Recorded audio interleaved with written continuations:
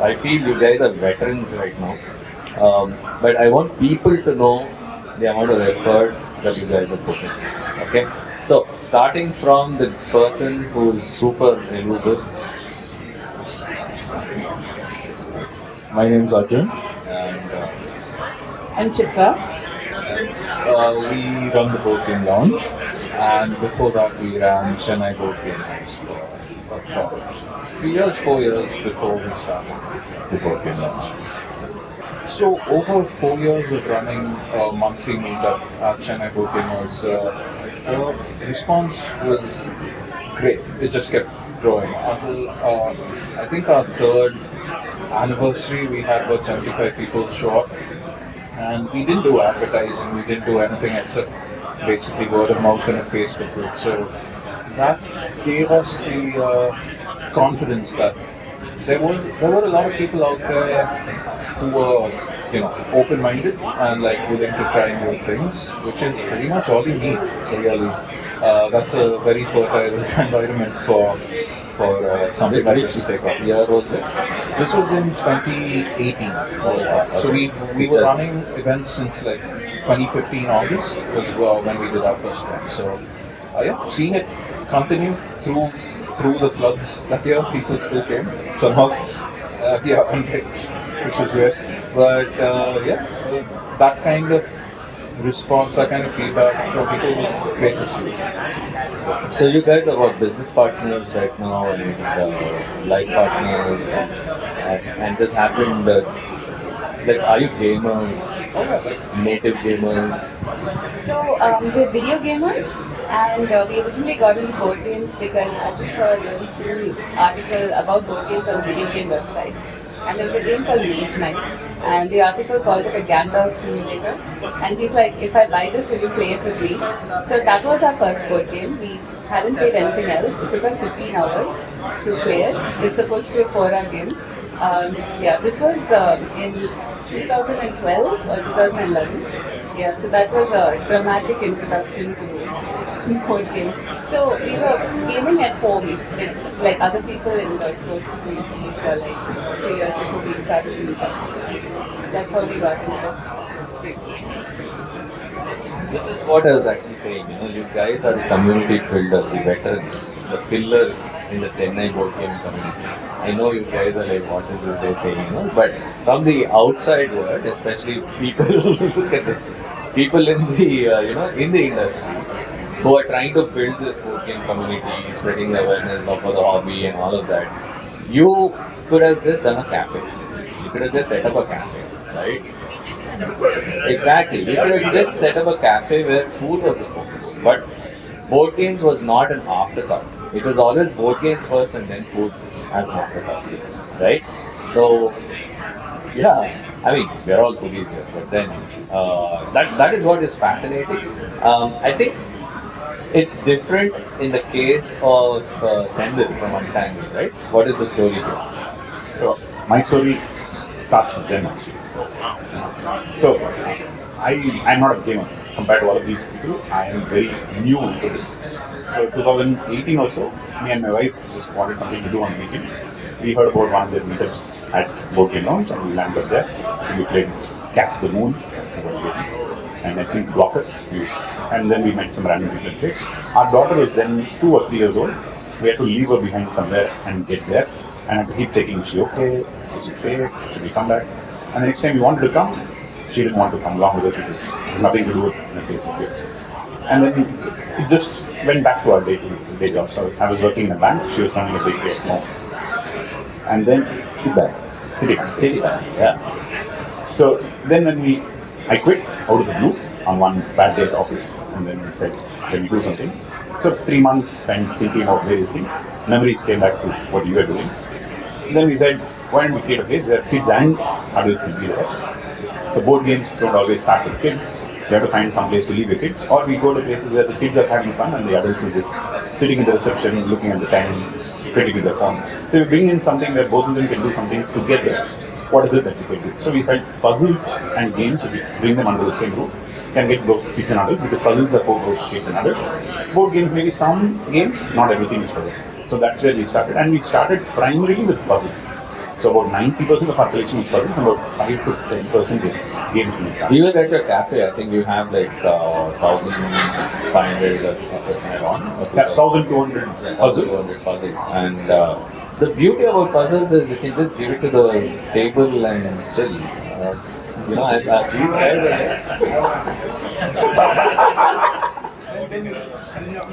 I've gone to Senthil's place. So the way he handles the table, even though he handles puzzles, it's very different. I'm telling you, Senthil, these guys say so many things about you. He in fact told me, you know, like next time you come as a customer. Yeah, we have tried making puzzles, not nowhere, like because he handles the table completely differently. So kudos to him because we never thought puzzles can work that big a magic. Yeah, Senthil does it different. So do not underestimate that. Did you figure out this way of creating engagement? I mean, like, you know, what he keeps, he tells this, told me this at least 5-6 times now about how you handle customers, especially around puzzles. What do you do? Is this something you learned on the job? High praise coming from it. We have a lot more to do. See, we understand that people are here for winding down. Okay. Some of them are here to actually learn and play a video game. But for many people, it is just a 2-hour in a week in which it fits in either to have fun, or just wind down, or learn something new, or just laugh. So each person is different. And that's what all of us here keep struggling because when a person walks in the door, we don't know what their intention of coming to the place is. Correct. And figuring that out is very essential in ensuring that they go back to the right experience. And that's where chit-chatting with them, trying to figure out what they So do. this is what I actually keep telling a lot of people as well. So this comes down to, like, I have seen how all of you, I mean, I haven't been to both in town, but I've heard so much about you guys. But this is what I keep seeing, right? How do you scale a business where the hack is with you, right? How do you train that to another person? How to empathize with another customer who walks in? How do you read their body language? How do you read their, you know, you just don't start out with a super complex game with them, right? So do you have you figured out any hacks? We have a training program for our hosts, but mostly it is the relationship that you have with the guys. So most of our hosts are our customers who have we have nurtured them to be a hobbyist. Right. Then they have put their job and joined our journey. So that's how it is happening. So it is not about you cannot hire them because the people who we have. They cannot be hired. They're just there, not for the money. But How do you read the people who walk into we don't read them. They come towards us because we ourselves are a team who is like all about games. So when a gamer finds it, they want to stick with us. So that's how it is done. So we don't generally hire people, and it's very difficult to hire them. So yeah, it's the environment that decides who stays with us. Now that you mentioned about the environment, please tell us about the amazing ambience. I mean, we walked into the boardroom one day on some random Thursday. It was crazy. And more importantly, tell us the story. Like, how did you guys meet? It's not like your brothers or something. I mean, now your brothers, but For me, it started with the family. Like a big story. So my wife took me out for my dad. There was a gamer who was teaching games. That comes from Ram. We'll get to Ram. That comes from Ram. It was one of the Ram's games that we played in one of the cafes. right. And then we became a family of both. We always played. So how long back is this? It was 2018. But between that and to start the cafe, it was just 4 months only. Wow. So my journey was not long, it was pretty quick. So it was September when I started my first Katan, half Katan. 5-week returns. Yeah. Then it was Splendor, then I got hooked into it. So I was 36, I had to do something. I didn't do it. I wanted to do a side gig. Then Side it became gig. then it Okay. became main focus right now. Then I met, I've been to their meetups. It was fabulous to see what they were doing. But in those times, it was a new experience for me. Then there was a tournament that conducted, and myself and my daughter went to Parliament. The Splendid tournament. Then yeah, we became buddies, board game buddies. Then that cafe. So January. So boardroom was there before you joined. No, it was GG Easy. What? GG Easy, good game easy. GG is a Yeah, it's a video game troll comment. After you beat people, you say GG easy, right? Good game, easy.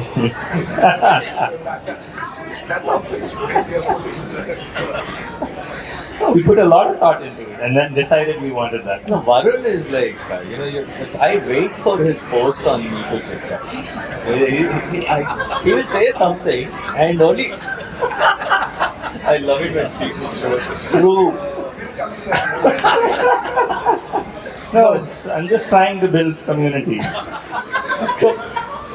Sarcastic as it. Dhananjay, camera is capturing. If we have to stick together, we need some glue. No, so tell us what was this? How did you get into this tournament thing? Sorry. Basically, my story starts just a couple of years before that. We're old at this point. A couple of years is not a lot. I moved back home from California and I was bumming around. And this was when MCU was huge. So a couple of friends of mine were like, you know what? How come, we have all this Mahabharata and all that, and, why is MCU so awesome, and, we don't have jack shit? So we said, okay, maybe we should make video games with, characters from this. And then my background's in software engineering, and I'm like, yeah, if we can come up with $1.5 million, we can maybe develop something. And then we decided we had about 1/10 of that.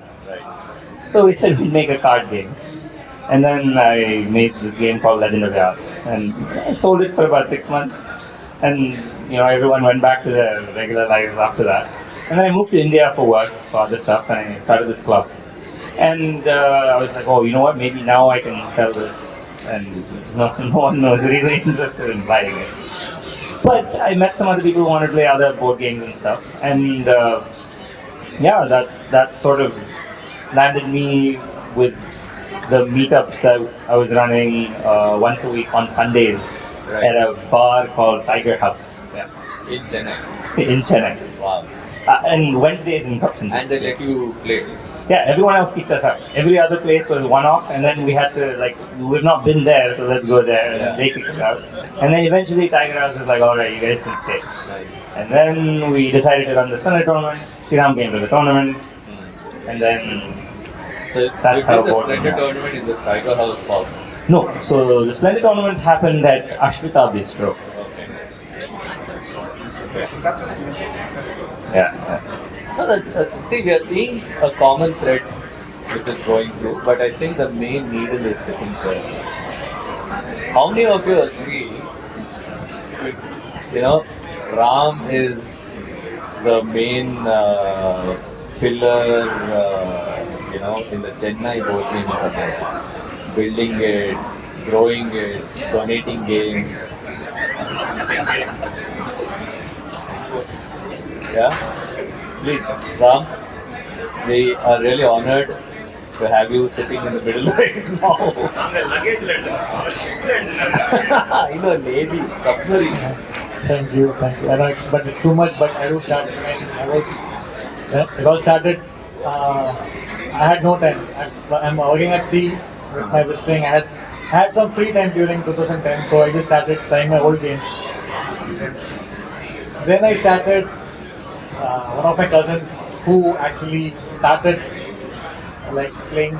My uncle stays in the US, so he used to bring some games in 1990 during my school days. So that was when I played Risk, Spots and Air and stuff. That is how it started, but after in between there was a long gap and I never played games. Then when I had time, I just looked back and I bought the old games. Then my uncle introduced me to Ticket to Ride, Wow. which I couldn't play. So then I went and then searched in Amazon. Through those, I just bought, my first game was Ticket with Marklin, then I got Catan, then the rest followed. Okay, I had 10 games. Now what? Okay, then start a Facebook group. Then, then start again. Find people to play. Then that is how I found Arjun. He had a group and he was posting monthly. That was a major meetup in Chennai at first. So at the beginning I was just hosting with meetup. I had some 10 people, but at least those days I do get at least 3-4 people regularly. Then that's how then Arjun. Then I used to go to Arjun's place to play. He had a regular crowd actually. So there I used to fulfill my thirst. And then he started hosting it monthly once in a place. So there I also host mostly, and I also carry my bag of games.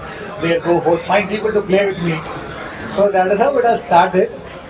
And then slowly then meet up. Then people come used to play just because of due to my nature of job as an on and off. So it's not consistent. So then during one of time I had a friend who had played with me once. After that I have never seen him. Oh wow. He just went to. He was there. He just told me that there is a new cafe that has come up, Convo, which is sort of some similar. Second time in India. Yeah, it is sort of like they do something similar to what you have. Some games are there, so just go there and check out. So they just started. So that is where there I introduced Splendor and stuff. Then they started playing Splendor like crazy. I think I've seen pictures. Okay, that is where Oh. yeah. So that is where that this thing started, and then there the cafe was also new. So he said that cafe also encourages conversation. So they have some jammer corner for mobiles and all, etc. What is it? Super high. So that is what it started. Then from there, my spreading out started. So from there, I started getting more people through it. So I started hosting there weekly once, and that is how I met somebody who actually taught him, and that is how the concept. That is how then the proper cafe came up. That is how. So from that to starting this stumbling on some games, especially like Ticket to Ride, and then creating a community and getting people spreading this, and now everybody look up to Ram. I to be honest, I do had the main thing is I have the time in my hand. That's all. Or else they would have done much more than me. If you see they're regular, so that's why they're able to do something. When I'm here, I will just try to spread. So due to my this thing, yeah. So honestly speaking, I have a more personal story why Ram is very important to us. When we were actually designing and publishing games and trying to figure out the market and stuff like that, we had designed Indus. We had designed Indus, Tiger, and the Tabletop Yuddha Bhumi, and Honey Scouts and stuff like that. Suddenly I get a forward from him that Rado wants a copy of Indus. Who is Rado? Yeah, I was like, who is this? And that is how we got introduced to this word, and suddenly Rado picks it up, and he did a whole video of it. He then shared the entire process that Rado follows to even shortlist a game for a video. He has a whole voting mechanism in the back end where he asks his Patreon guys to come and vote which game should he actually do a video on. So it's first recommended, again done a vote, there's a vote, and then they do a video. And the amount of effort he puts into making the video is crazy. Okay, first time he did all wrong rules. So he said, this is actually not how the game is played. It's like, what if I build a wall, I can protect myself from locusts and earthquake. And how will an earthquake protect you and all that? Because Indus is a game where you're building a city and survive. And he redid the entire video. So now I've met two legends. This guy who connects me to somebody who has like a crazy network of people watching this video. And for 1 year, I don't know if you know that, for an entire year, Indus was in the back, in that big shelf of his, in all the videos. And all that conversation is because of Ram connecting us to Richard Ham, who's the actual name of it. So, and that is how India was put on the world map, and it was because of Indus. And before that, there was no game coming out of India which the international product.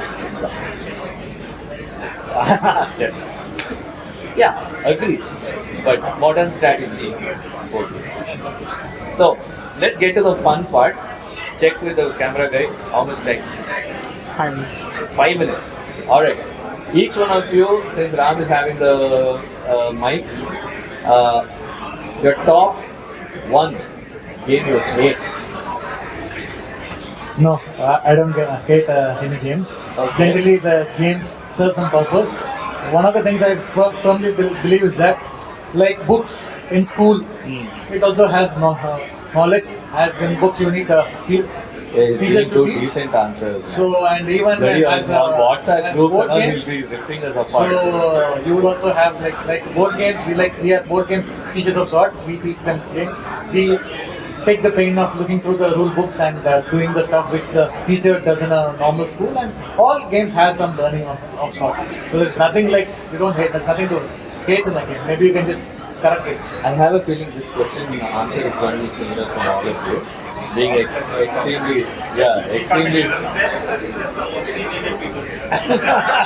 Okay, please give the mic to the opinion. All right. Okay, top three. Top outdated game. Not a fan of Taco Cat. High five. We sell a lot of it, but it's noisy. It Breaks disrupts tables. everyone else's experience. I suppose it has a place, but that place is not in the cafe. Wow, that's brutal. But yeah, I see what you're saying. So yeah, I have problems with some games like that. Do you think that game will even help people, get introduced to other games? Honestly, no. I mean, Red Hands has been around for 150 years. No one went on to, beat Bobby Fischer after playing Red Hands. Anyway, we'll research.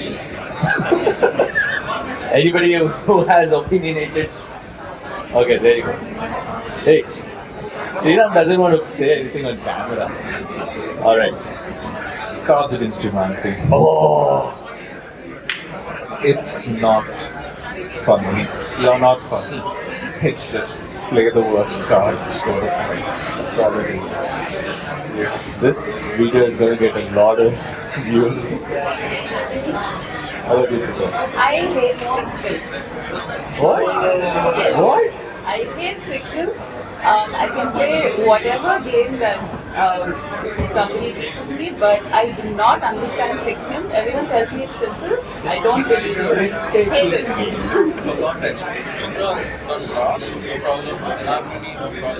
I know Sixth. No, so I've seen people who hate taking games as well. It is so going to be in the video. Anybody else who wants to share a game which they hate and shouldn't be on the shelf? You have given me 10 games. Yeah. I can say more. Oh, great, please. I think Snakes and Ladders is not a game. Okay. There is no decision to be It's made. an exercise. So it's not a game. Yeah. It's a die rolling exercise. Worksheet. Okay. There's a bunch of other stuff like that, I think. Yeah, there's no decision, there's no game. No, this is the interesting thing, right? I mean, we are trying to introduce people to modern strategy board games. The reason is you have player agencies, right? And in fact, a lot of Indian games are actually called line games. I don't know if you know. There's an entire book that you find in the King in Mysore. He used to collect a lot of games, and he's written the story behind each one of these games. When you actually read about Snakes and Ladders, it's epic. Okay, but how I wish, because in asymmetric setup, probably move the ladders around and snakes around and build your own board and stuff like that.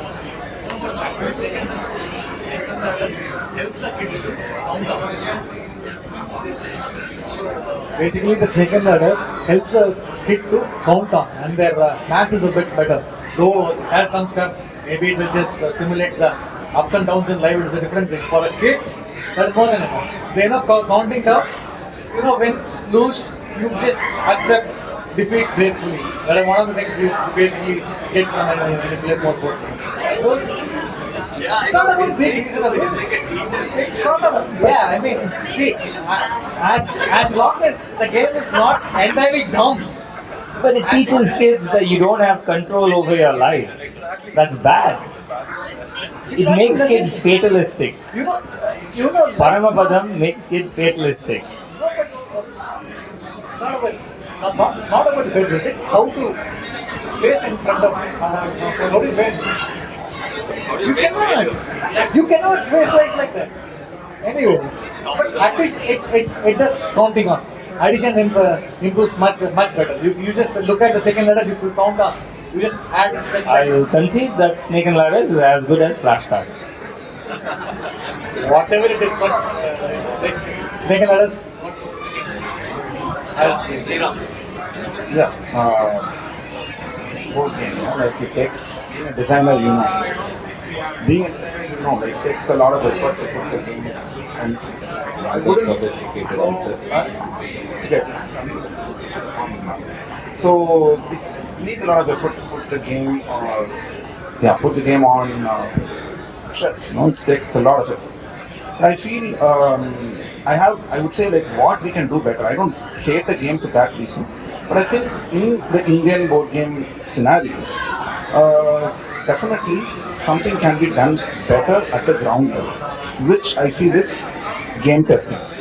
Okay, we don't. But most importantly, Indian games are not up to the level of other games in the world. It's because they're not tested properly. Whereas we are able to climb the ladder in terms of movies and other production levels. We are really at par with many scenarios. But here we are not applying mind on being a designer. We just want to record this because we don't go through the process of testing at all. I see, and that puts us. When I say sometimes, I'm being very frank here, though it can be yeah. So because when I show my shelf to my customers and see that these are the Indian produced games, and I don't table them very often because they're not as balanced as the other games that we have in the shelf. The main reason, one single reason, it is designed by people who've not played many games. That's okay. That's not a problem because creative minds need not have a history of playing games, but if they have to put it through a process. They are not aware of the process. Exactly. So that process is very critical, and that is something which is disappointing. And I don't want to put names on here, and some of the games that I slightly hate, because of the potential that they have. They have a lot of potential. We have a very rich history.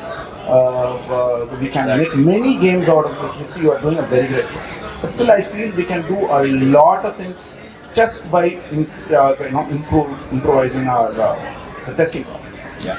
So when we actually do design workshops and train top designers, we actually do a lot of workshops in design schools and stuff like that. One thing we've noticed is this is what, based on that experience, we call it the four-legged stool. One of the legs is short-wave pockets. So basically, or the focusers of good game design, right? We can whip up a concept, a narrative, and a story like this. Okay? You sit at a coffee table, you can whip out 10 concepts. Hey, we can have a game on this, game on that. Very easy. Okay. Coming up with production quality components is very easy in India because not just us, we have an amazing infrastructure. Look at the soap boxes you get, it's crazy good quality. Right? Now, getting artwork done is also very easy. Right? Components done, artwork, illustration, graphic design, narrative, story, everything is there. Gameplay is where it's at. They don't have exposure to playing games. So, game designers should play more games. Simple advice. Second, play test it like crazy.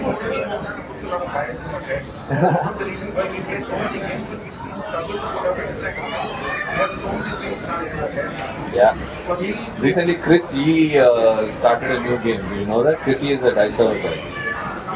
Yeah, he's actually playtesting a new game now. I don't know where he'll go, but he can piggyback on the club.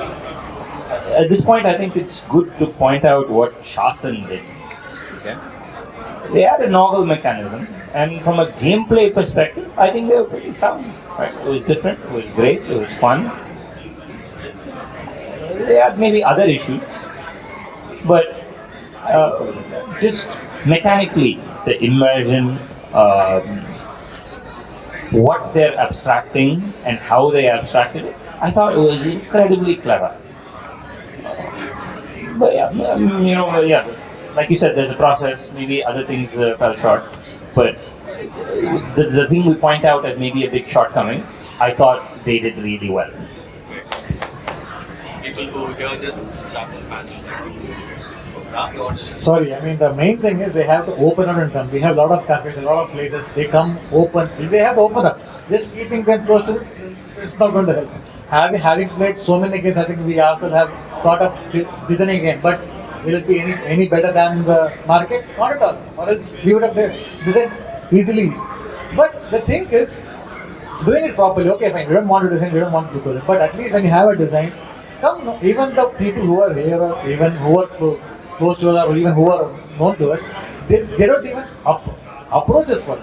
Like, can you just pitch the They're game? too overwhelmed, man. They're scared that you'll rip them. Obviously. It's like going to how Tom Brass is or the Gordon Ramsay of board games, No. right? See, yeah.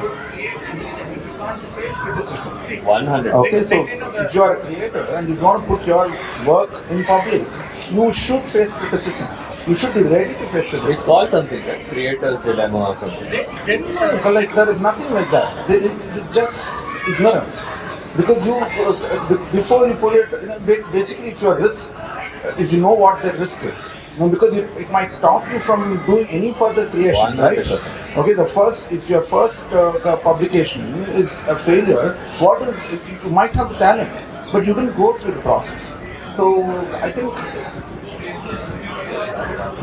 No, the thing is, it's a big investment. It's not cheap to make games. You're putting in 10-15 lakhs, and then you get disappointed. In fact, we call some games as the board game killers. You'll never play another board game thinking that this is how the rest of the games are. That's tricky. But one thing I've noticed is that I'll speak first, and I'm sure you guys have come across this as well, is that people will come to the cafe and they'll say, I've designed a game and it's been like really well received. And I'm like, okay, great, like who all have played it? And they're like, oh, my cousins and my family and all of that. I'm like, that's good, but it has to be played by people who don't know you, who don't like you. Presumably, it has to be played by people, who don't have you teaching the game. That it has to go through that process. Otherwise, all the rough edges will still be there. There's no way to get that done. Man, he just nailed it. Huh? We get a pitch almost every week. We have designed the game. We have a concept.